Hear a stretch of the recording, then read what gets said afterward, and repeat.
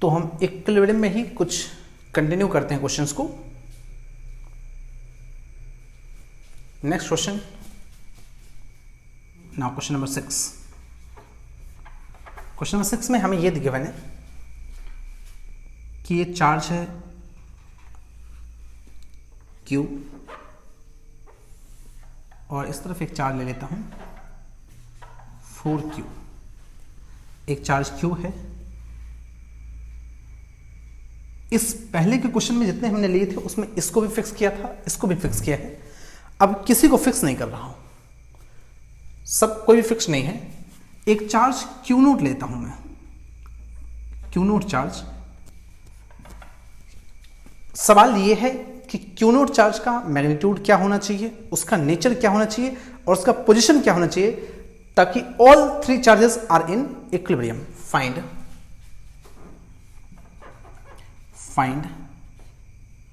Nature means positive है negative है, magnitude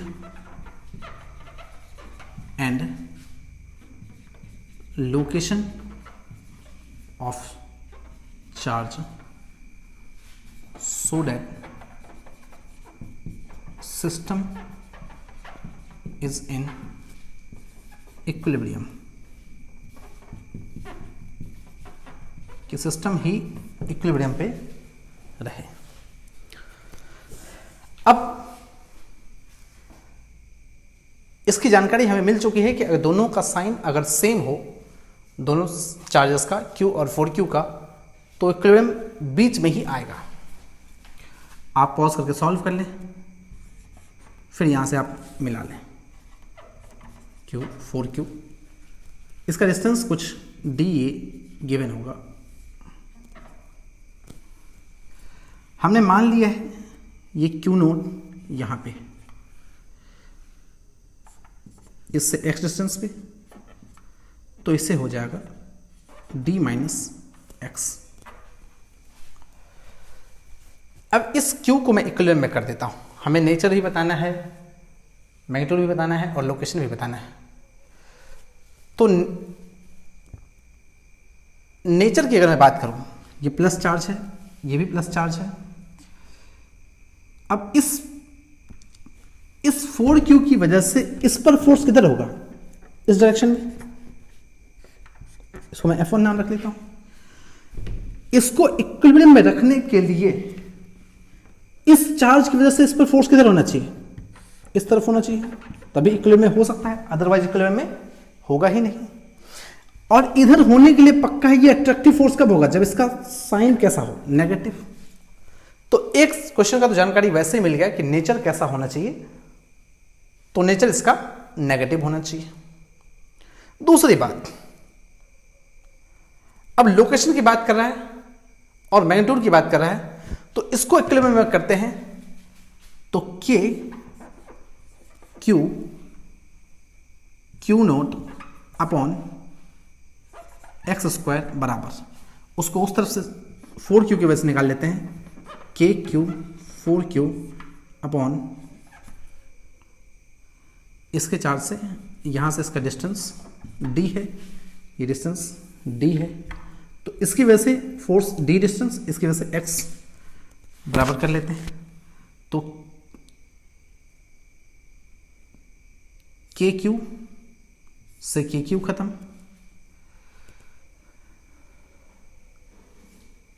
उसके बाद Q नोट बराबर हो जाएगा 4Q X square upon D square. ये हमारा हो गया। अब इसको इक्विलिब्रियम में कर देते हैं। इसको इक्विलिब्रियम में जब हम करेंगे, X का वैल्यू निकाल लेते हैं, तो क्या हो जाएगा, इसकी वजह से फोर्स क्या होगा, Q naught upon X square बराबर, उसकी वजह से कितना हो जाएगा, K 4Q naught upon D minus X का स्क्वायर। इसको सॉल्व कर लें, KQ नोट खत्म, तो यहां से हो जाएगा 1/2 is equal to X upon D minus X। इसको सॉल्व कर लें तो d माइनस एक्स बराबर 2x, तो यहाँ से x बराबर हो जाएगा d/3। इस वैल्यू को हम इसमें पुट कर लेते हैं तो क्यू नोट का वैल्यू हमें पता लग जाएगा। क्यू नोट बराबर 4q d²/9,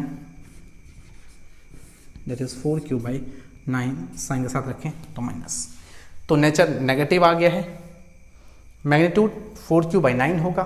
पोजीशन हमसे पूछा जाए तो ये x का वैल्यू हमने निकाल लिया है। तो इससे हमें सारी बात की जानकारी मिल गई है। वही अगर ये दोनों सेम साइन नहीं होकर के अगर ऑपोजिट साइन होता तो छोटे वाले मैग्नीट्यूड की तरफ हम रख लेते हैं, उसके बाद फिर सिस्टम को इक्विलिब्रियम में करके फिर ये वैल्यू आ जाता।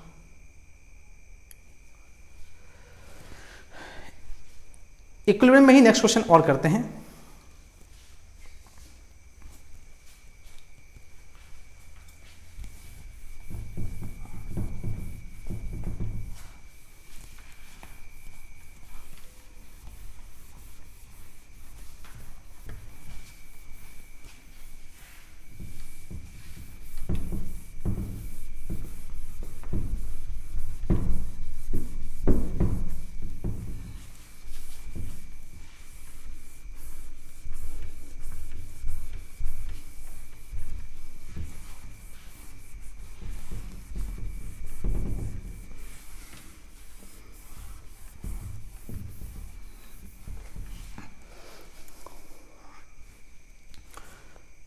Now question number 7.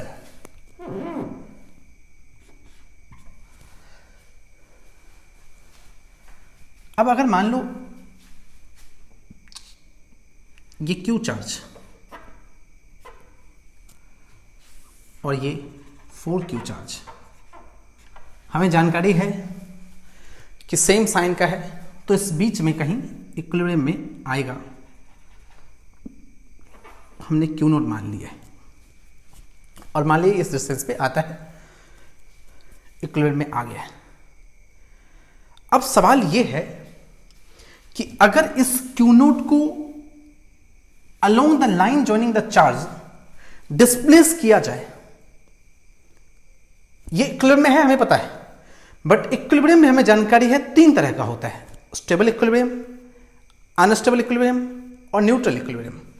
पहले इस तीनों को जानकारी में देता हूं कि स्टेबल, अनस्टेबल और न्यूट्रल में क्या है। जैसे इस तरह का है, अगर एक बॉल है, इक्विलिब्रियम से अगर थोड़ा सा डिस्प्लेस कर दे और वहीं आ जाए तो stable equilibrium,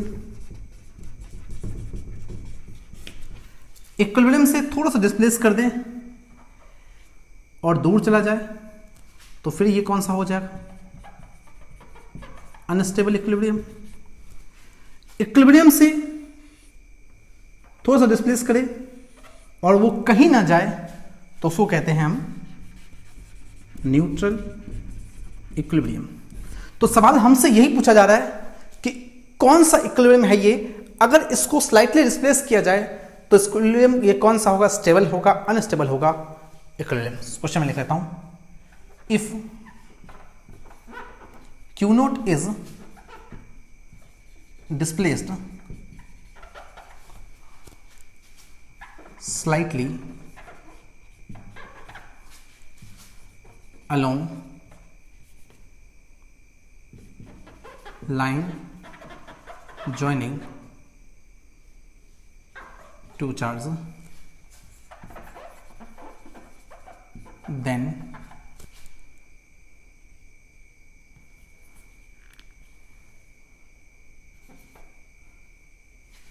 Q naught is in either stable or unstable equilibrium। कि अगर इसको लाइन जॉइनिंग द चार्जेस के अलोंग डिस्प्लेस किया जाए तो फिर ये स्टेबल होगा या अनस्टेबल होगा। तो बेसिक जानकारी ये है कि इक्विलिब्रियम से अगर थोड़ा सा आप डिस्प्लेस करें, अगर उसी जगह पे आने की कोशिश करता है, थोड़ा सा डिस्प्लेस करें और उसी जगह पे आने की कोशिश करता है, तो कौन सा इक्विलिब्रियम? Stable equilibrium. थोड़ा सा डिस्प्लेस करें और दूर जाने की कोशिश करें, अगर आप थोड़ा सा डिस्प्लेस कर दो तो क्या होगा, ये दूर चला जाएगा, तो ये अनस्टेबल इक्विलिब्रियम। और कहीं भी ना जाए तो इसको क्या कहते हैं, न्यूट्रल इक्विलिब्रियम। अब अगर ये इक्विलिब्रियम पोजीशन है, लेट्स सपोज इसकी वजह से फोर्स किधर होगा, इस तरफ F1, इसकी वजह से फोर्स किधर होगा, इस तरफ होगा F2। अगर आप थोड़ा सा डिस्प्लेस कर दे इसको, इस जगह पे मान लो ले आए, तो इससे डिस्टेंस कम हो गया, इससे जैसे ही डिस्टेंस कम हुआ तो F2 फोर्स क्या होगा, बढ़ जाएगा, और F1 कम हो जाएगा, तो फिर से ये क्या करेगा, ये फिर से अपने पोजीशन पे आने की कोशिश करेगा। और जब अपने पोजीशन पे आने की कोशिश करेगा तो ये कौन सा इक्विलिब्रियम हो जाएगा, स्टेबल इक्विलिब्रियम। तो ये कौन सा हो जाएगा, स्टेबल इक्विलिब्रियम। मैं और सवाल आपसे पूछ लेता हूं,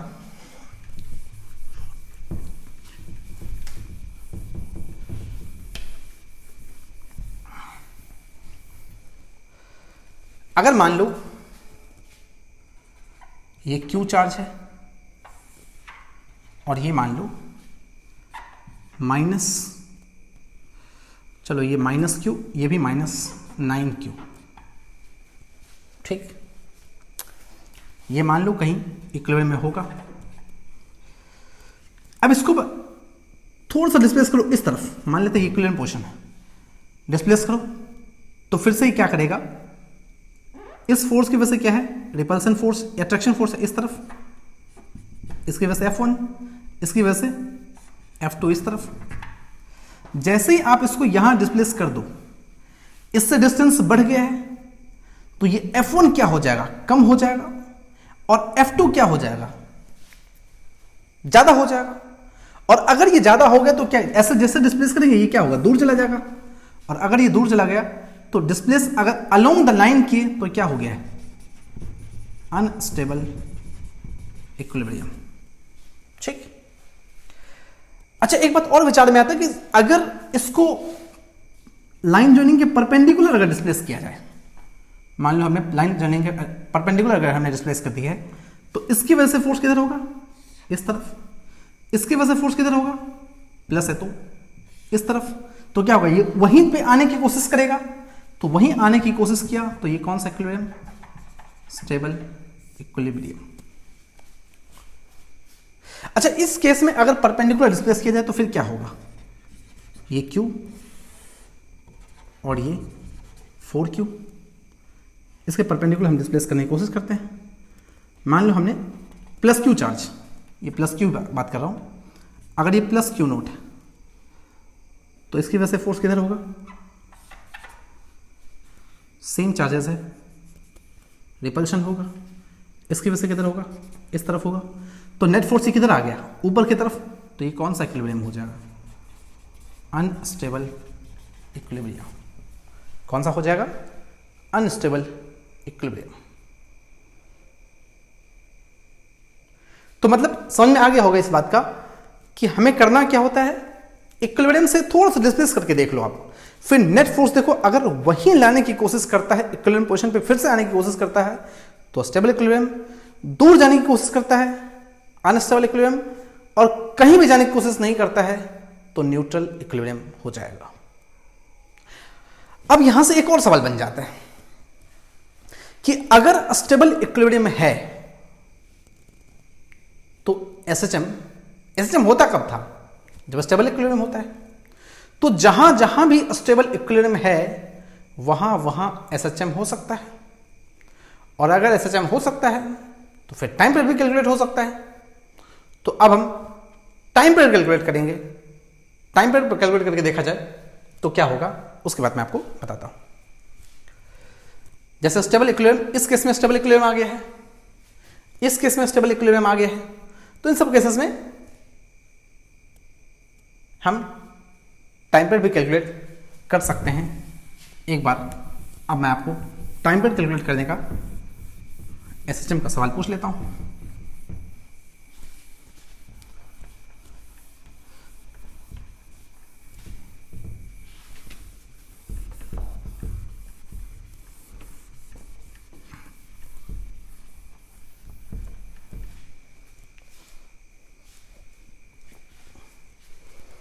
मान लो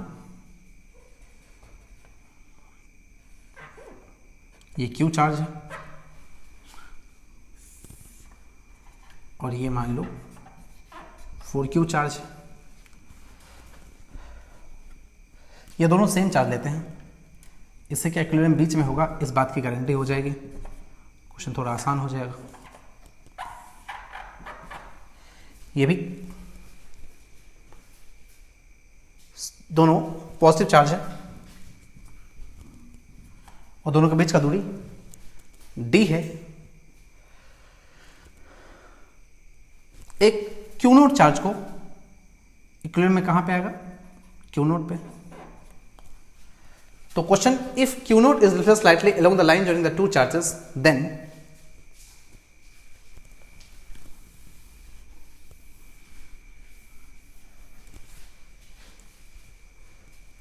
calculate time period of SHM। अब SHM की बेसिक जानकारी मैं पहले बता देता हूं, कुछ लोगों को पता भी होगा, कुछ लोग भूल भी गए होंगे। तो करना क्या होता है कि इक्विलिब्रियम से x डिस्प्लेस कर दो और नेट फोर्स कैलकुलेट करो। अगर नेट फोर्स बराबर -kx आ गया तो फिर वो SHM करेगा, और SHM करेगा तो टाइम पीरियड हो जाएगा 2π√m/k। इस Q नोट का मास हमें m मान लेते हैं। तो हमने मान लिया है कि यहां से x हमने डिस्प्लेस कर दिया है। अच्छा, ये डिस्टेंस कितना होगा? d। ऐसा करते हैं 2d मान लेते हैं, तो ये भी d हो जाएगा और ये भी d हो जाएगा। इसको थोड़ा सा डिस्प्लेस कर दो, यहां से यहां ले आते हैं, तो यहां से डिस्टेंस कितना हो जाएगा? d + x, और ये डिस्टेंस कितना हो जाएगा? d - x। इसकी वजह से फोर्स F1 और इसकी वजह से फोर्स F2। तो नेट फोर्स यहां से क्या हो जाएगा? F1 - F2। F1 क्या लिखेंगे? Q naught upon d + x का square minus Q naught upon d - x का स्क्वायर। Q नोट अगर कॉमन ले ले ऊपर से, यहाँ एलसीएम हो जाएगा d² - x² का स्क्वायर। यहाँ हम लिख लें तो d² + x² - 2dx, तो ये आ जाएगा -2dx - 4dx। एलसीएम लेके सॉल्व कर लें हम। अच्छा, ये स्लाइटली डिस्प्लेस करना है, इसका मतलब x से बहुत बड़ा सा होगा d। तो नेट फोर्स यहां से हो जाएगा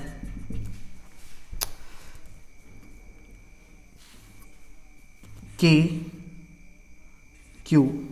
नोट - 4dx अपॉन, अच्छा यहां से क्या हो जाएगा? d² पावर में कर ले तो d के पावर में 4, ये dd खत्म हो जाएगा, तो -4Q नोट अपॉन d के पावर q इंटू x। अब ये आ गया F बराबर -kx, तो टाइम पीरियड क्या हो जाएगा? टाइम पीरियड बराबर 2π√m/k mdq upon 4Q note. ये हमारा टाइम पीरियड हो जाएगा।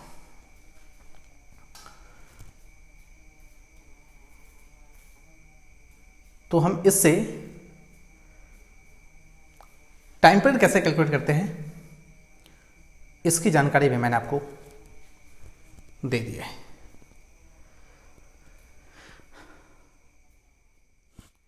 इक्विलिब्रियम से